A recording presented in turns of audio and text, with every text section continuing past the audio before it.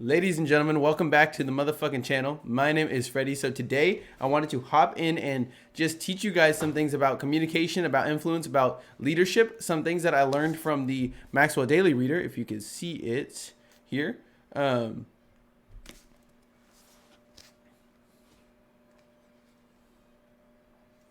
Ladies and gentlemen, welcome back to the channel. My name is Freddie. So today I wanted to hop on here and just teach you guys a couple things that I learned from the Maxwell Daily Reader.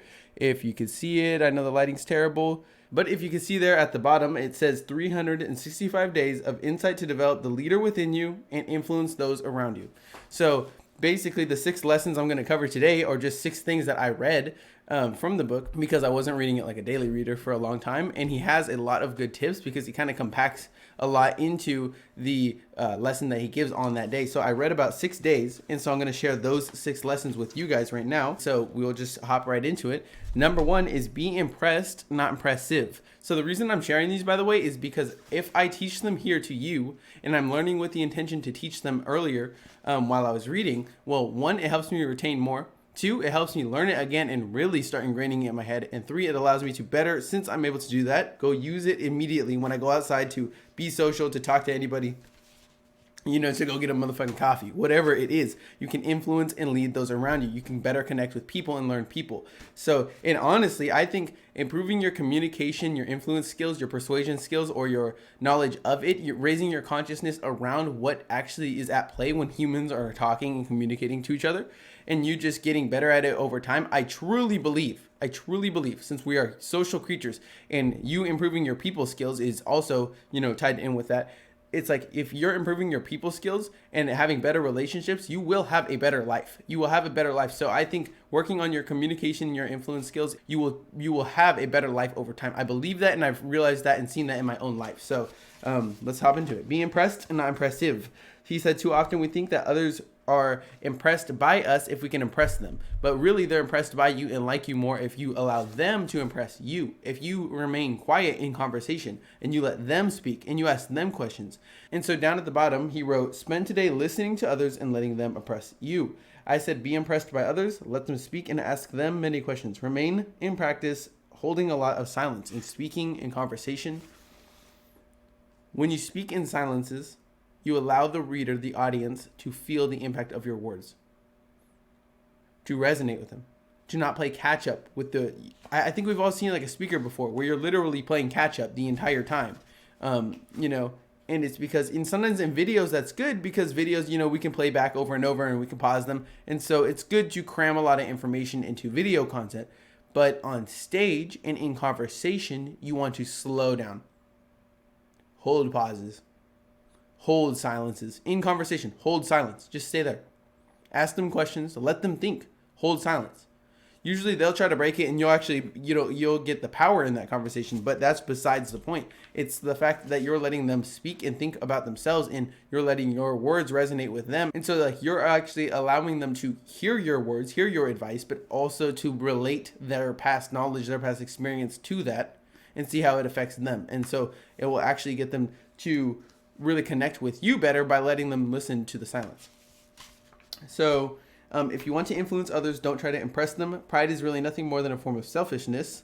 And so he says, instead of impressing others, let them impress you. He said, it's really a matter of attitude. He said, those with charisma who attract others to themselves are individuals who focus on others, not themselves.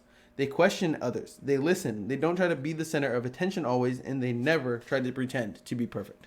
So that's the first rule. Be impressed by others. Do not try to impress them with yourself. It doesn't matter. Ask them questions, remain silent, and let them speak.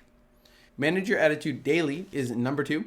And he said, at least what I got from this is basically you can choose an attitude that you can have for the day. You can say, I'm going to be joyful for today. But if you do not manage that, then you're going to be back to square one, not being joyful the whole day.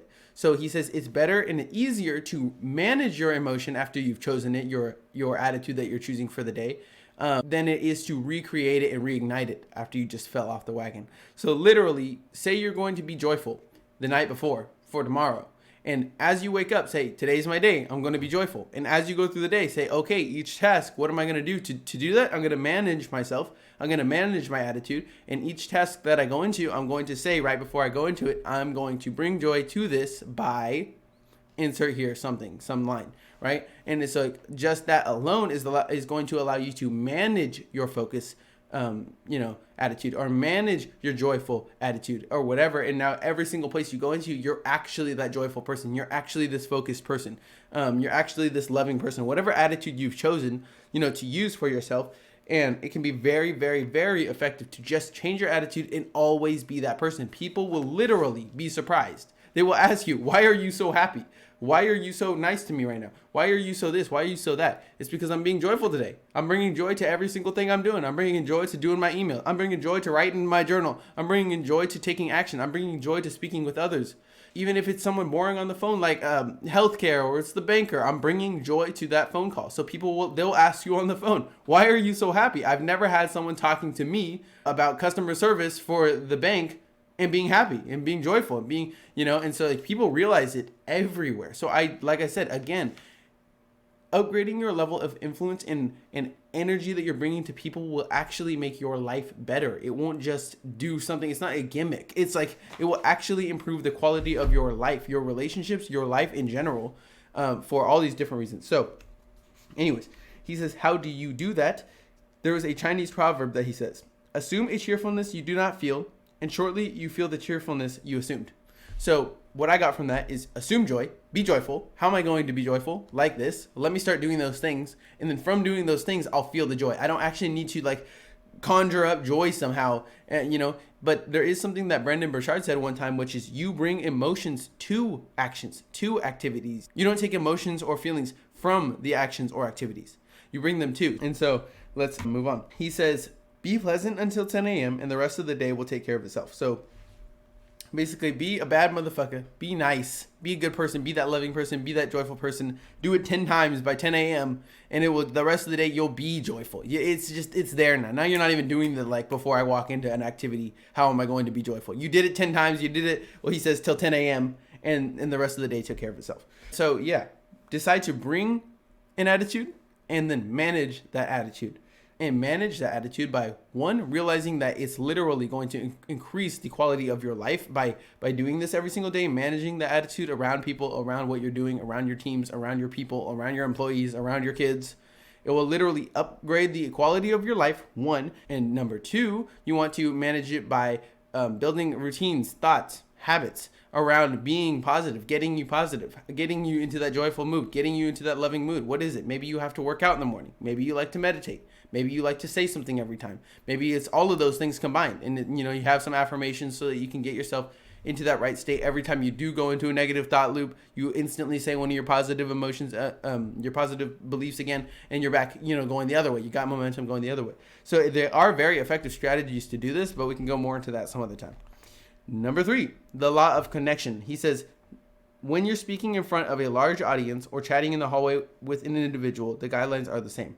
Connect with yourself. You must know who you are and have confidence in yourself if you desire to connect with others. Number 2, communicate with openness and sincerity. He said, legendary NFL coach Bill Walsh said, nothing is more effective than sincere, accurate praise. Nothing is more lame than a cookie cutter compliment. So what he's saying is, have sincere praise for people and give it to them.